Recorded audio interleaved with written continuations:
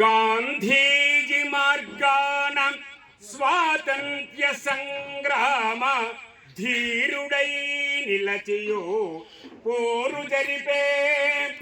గాంధీజీ మార్గాన స్వాతంత్ర్య సంగ్రామ ధీరుడై నిలచియో పోరు సలిపే. ఖాదియే కవచంబుగా గట్టి తిరిగియు దేశ సేవను చేసి దీప్తిగాంచే.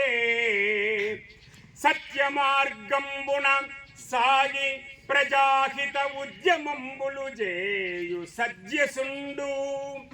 నీతికి నిలయమై నిజమునకు దాసుడై గాంధేయ సిద్ధాంత గరిమమూర్తి.